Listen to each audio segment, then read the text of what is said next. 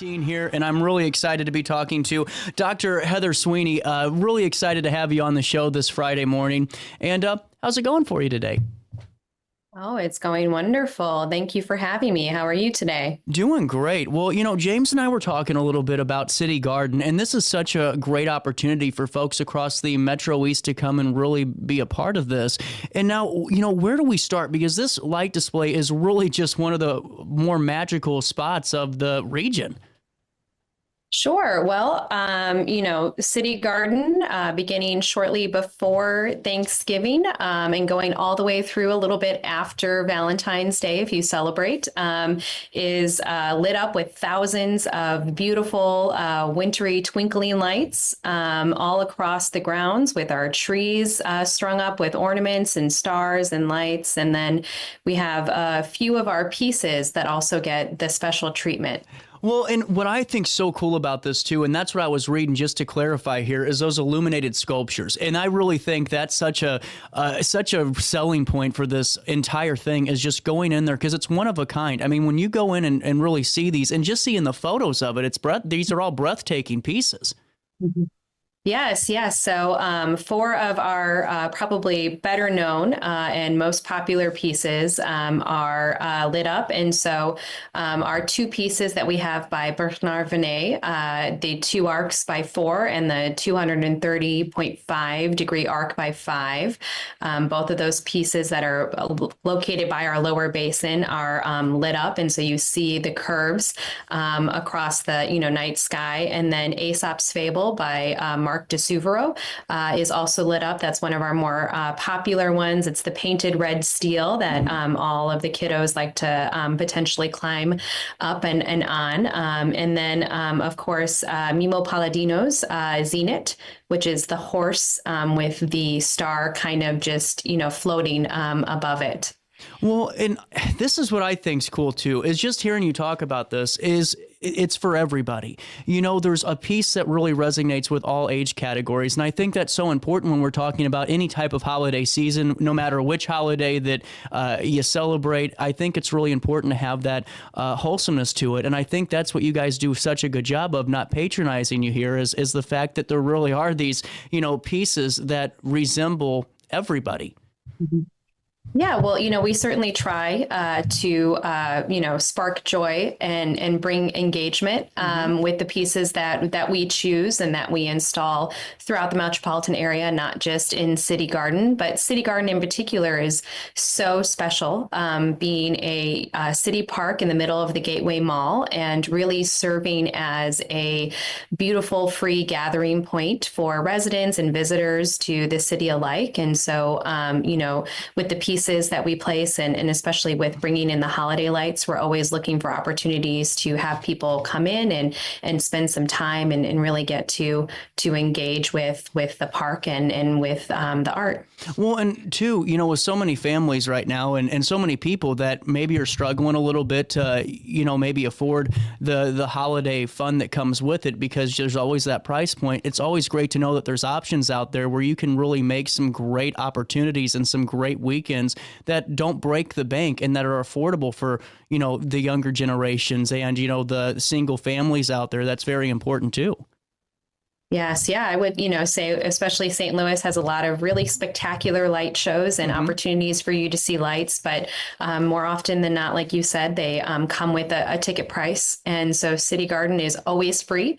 And we are open from, sunrise until 10 p.m. And so the lights turn on at about 5 p.m. at night. So that's about 5 solid hours at the park that you could come out and see the lights. And I would strongly encourage anyone to come out and see them, in particular this year, because we have just upgraded our spray plaza, which is very popular during the summer, but it should also be equally as popular during the winter, as it has a gorgeous LED light show in our winter globes that happens every night and all night until the lights go off. And so it is a spectacular spectacle to behold in the evening, especially right now with that upgrade.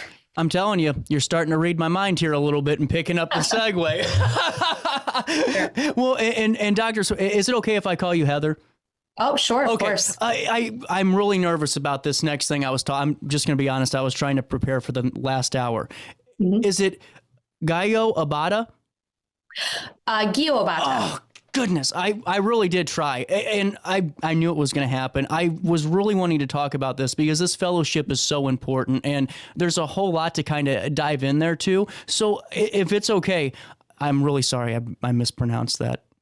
That's okay. You know, that's what we're here for, is to do that. Gio is such a name and such a presence in Yeah. St. Louis, and so this fellowship is an opportunity to provide a legacy to an individual who was instrumental in St. Louis and the architecture and the design that took place here in this region, but also was served on Gateway Foundation's board for about 20 plus years, and so he is very near and dear to our heart. And so with this fellowship, we're looking to offer a legacy because for him, students were really important, and he was a lifelong learner and a teacher himself, and so this was an opportunity to attribute something for him. Well, and I've seen his name in write-ups and so many things. And I was sitting there and all morning, I'm not even lying to you, Heather. I was like, this is the most important part of it because of that legacy alone.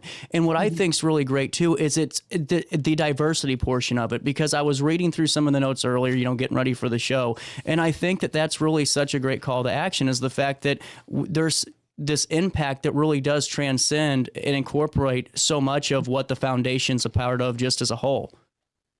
Yes, yeah, the fellowship, the driver is to expose students to nonprofit arts management. Yeah. Coming from a performance background myself, I would have never imagined that, leading a arts organization was an opportunity, given that most students who have an artistic leaning or, passion, see it kind of as a singular path, Yeah. where you go into performance, you go into creation, and that there is not this diversity of roles and opportunities to be a part of that process. And so for us, it's offering an exposure for students while they're in a program to see this as an opportunity to kind of consider a different career path before, right, you graduate with a degree and kind of feel maybe a little bit stuck or in a particular direction. And the other thing is too, like you said, to not just expose students to this as an opportunity in a career path, but to diversify the arts ecosystem, in particular with St. Louis, and have it be reflective of the communities that these organizations are serving. Well, and that's what I wanted to really follow up on and drive home, because I have all these conversations with folks across the region. It's a busy studio today, a lot of people walking in and out, and this Renaissance effect that's kind of taken over the Metro East, and on the Illinois side of things, we have some of the greatest, I feel, sculptors and painters and crafters, and it just all walks of art, whether it's music driven, you name it. And on the St. Louis side of things, it's no different, from, the comedy scene to the blues scene to all these really cool things, and painting too, and all the arts, focused portions. But to really kind of drive this fact home that we have this incubator of really prolific growth in arts, and to really expose the public to it and the youth to it's huge, because it seems like there was always that, well, I'm not going to, focus on arts or focus on any of this because I've always been told there's no money in it. And, I've always been told I'm not going to be able to make a career out of it. And this is such a huge thing. Yes. No, I mean, all of this creativity needs, like you said, an opportunity and that wraparound support for it to flourish and for it to exist. And so, our nonprofit administrators that are here are really, doing the hard work, and are the ones who are teachers, the ones who are supporting, the ones who are running logistics and programming and all of that, back of house, front of house kind of work for all of these beautiful performance spaces that we have here for all of the, like you said, the creation and the artists that are getting to perform and act and put their art into the world. There needs to be that structure in place for them to be able to execute on that. Well, 100%. And now for host organizations, because there's a ton of really great organizations out there, I feel like, across the Metro East from both area codes, how can they be a part of this? If they say, we have a really great program, we have something that's really going to help an artist or somebody learn, can they be a part of this? Can they reach out and maybe still be in that kind of host category? Yeah, so the foundation, we are in the current cycle for our upcoming Giobata Fellows for our 2025 cohort.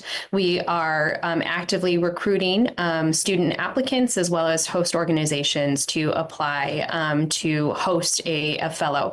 Yeah. And so our eligibility for our host organizations, we're seeking entities that have a budget of about 200,000 or more, and at least a minimum of one full-time staff member, because it is a commitment to be a direct supervisor for a fellow. And so we want to make sure that stability and that leadership is there for the fellow to be placed. And then, an opportunity for this fellow to do some meaningful, substantive work, not, really kind of like an internship of seeking coffee or something like photocopying, or, I don't think much photocopying gets done these days, but, something to that effect. But, work where they're really going to get to dig in, and they're going to get to see what it means to be a leader in the nonprofit arts sector, and maybe identify what skills or traits or areas of interest they have because they've been exposed to that. So, host organizations that are here and that have an arts focus and then meet those other criteria I've listed, applications open January 8th. And they will close February 5th. So you have some time in the next couple of, weeks over the holiday break to kind of really consider or get in touch with us and talk through your eligibility. Well, and now for students too, I mean, who wouldn't want to take a shot at, being named a fellow of this? How can they apply for this? Who is the prime applicant? Is there a specific, category of artists you're looking for? How can we really apply as many students as we can to give them the opportunity? Yeah. So, no category of artists. Okay. You don't have to be in a art related or art tangential kind of a path already. So you don't have to be a part of the art history program at your, institution or in a performing type of, degree. It can be that it is a hobby. It is an interest. It's something you've thought about once upon a time. I really like that. Sorry for cutting you off. I just think that's such a really cool way to do this too, because there's so many people that never pursued it that have some of the, the greatest talents out there, and maybe this is a way to really open them up to exploring that path.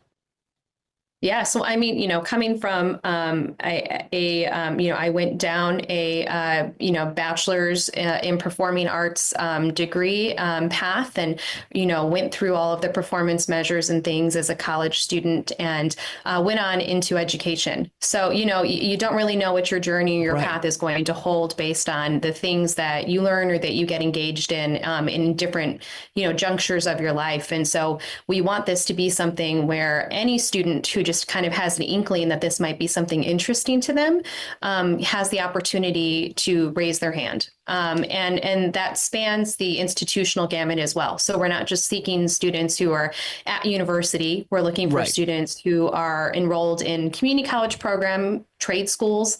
If you're active in a program and this kind of strikes you as something that would be interesting for you to explore for 10 weeks, then we want to hear from you. And see, now the 10-week, how was the 10-week concept decided on? Was it just one of those things, was like 4 too little, was 12 a little bit too long? How was this program curated, if you don't mind me asking?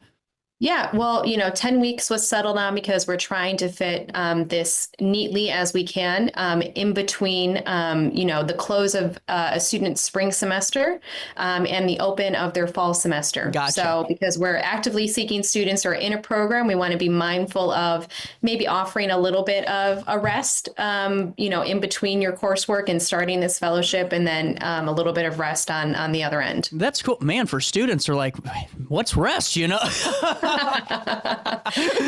Well, Heather, getting back to Citygarden too, I think it's such a a really great opportunity for families again, just to go and really be a part of this and just celebrate the holidays.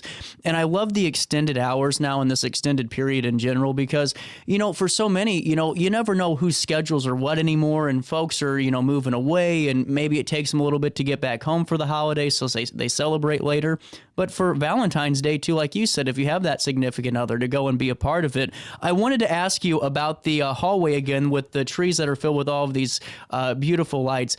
How do you guys develop in these designs? How are all these things thought of? Because this is coming from somebody, Heather, I'll be honest with you now, it is 23 degrees at 9:34. I have no artistic capabilities at all. I just talk into the microphone. So I'm always fascinated by how, the mind works, that creative mind works to really make a beautiful setting. Well, a lot of what I have to attribute to that is the just spectacular design of Citygarden in the first place. Okay. So, Citygarden was thought of and designed by the foundation back in 2007.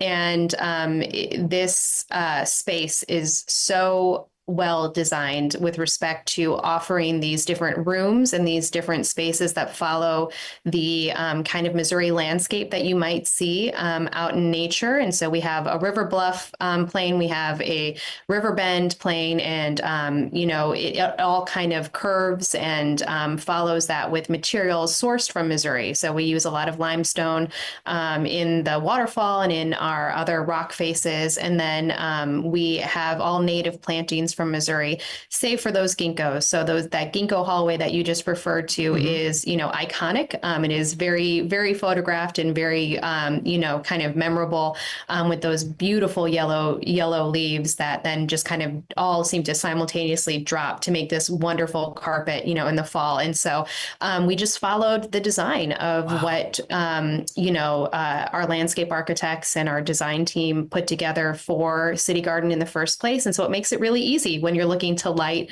a really well-designed park. Well, and honestly, it's a good point. And what I think's even better, kind of call to action there is, you always see, especially kids my generation, because of the social media stuff and influencers, where they all got to go to Hawaii and take these beautiful shots of like the cherry blossoms in Japan.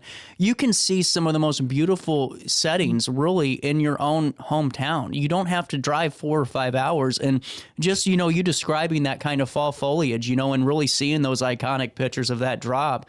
And has there been a time lapse of that happen yet? Like an actual time lapse of the fall?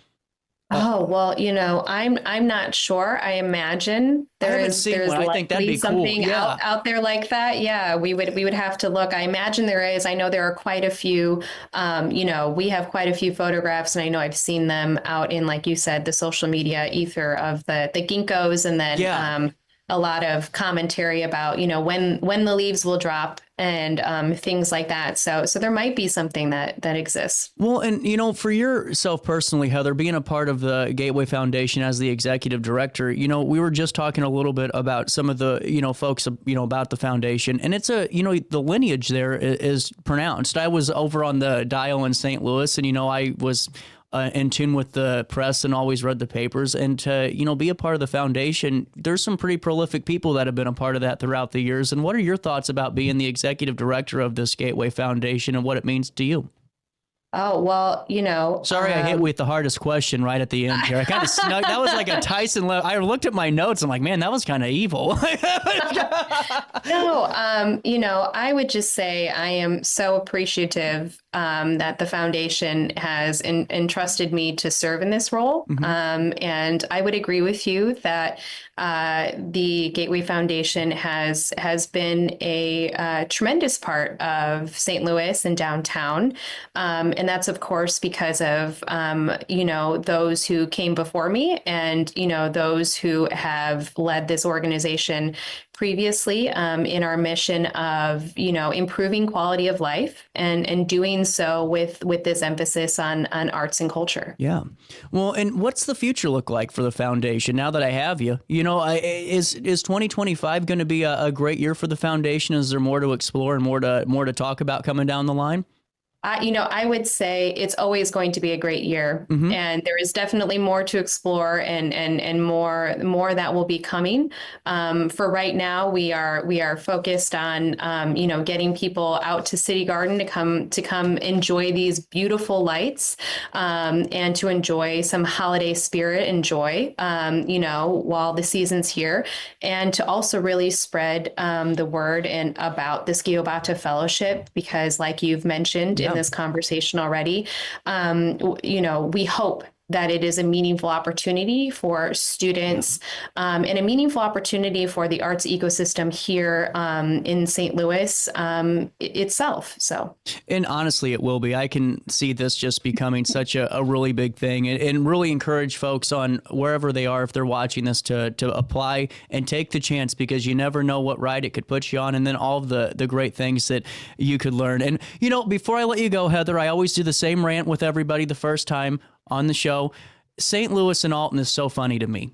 Ray Hartman and I used to run his boards and all that and help him on the air when he was at KTRS, and he would talk about the disconnect. He's like, when you go to the airport, where do you tell people you're from? I'm like, St. Louis. You know what I'm saying? It's just amazing to me. I keep telling folks, Heather, St. Louis is only 20 minutes away. Let's hop in the car and let's start exploring each other's own backyards and learning more about our entire region. Just like the City Garden's no different. And if you had one final call to action for these Illinoisans, what would you say? Oh, I would definitely say, please come spend some time at Citygarden. It's beautiful. And also, if you happen to be here, and down at Citygarden, the Gateway Mall also has some tremendous treasures that are down here as well. So you don't need to just be at Citygarden. You can go, walk down to the Arch. The grounds that are there are beautiful. And also, to put in something about the light show there, Gateway Foundation also funds the lights for the Arch. And they do a beautiful lighting every night. And it is to a crowd. Actually, on the occasions that I've been there in the evening, people will come just for the lighting of the Arch, and there will be some applause afterwards. So, they're speaking for me. I'm saying how beautiful it is. So I would say, come down to Citygarden, spend some time down in the mall and downtown, because there are some really wonderful spaces that are down here that are just waiting for you to, explore and engage. And honestly, what a call to action, because I keep telling folks, go and explore the backyards. You got the community calendar, see what's down the pipeline, and go just take a 25-minute drive over to St. Louis and have the sights and sounds of a city Christmas. And Heather, thank you so much for joining me in my tiredness today at 23 degrees here. We hope to see you guys down there at Citygarden for this holiday lights display. It will run until February the 17th, but also learn more about this fellowship. What's the website to get more details? Sure. Well, you can go to the Gateway Foundation website, and the GEO, site is off of that. So if you go to gateway-foundation.org, our Giobata webpage will be linked directly off of that, just like our Citygarden webpage. So you can go right there, and then you can visit those other spots. Heather, thank you so much for stopping by. I hope to talk with you again soon, and keep up the great work over there at the Gateway Foundation. Oh, well, thank you so much, and have a wonderful rest of your day. You too. 9:42, a little bit of change. Sydney Sinks is upstairs in her office, and she's going to join us next for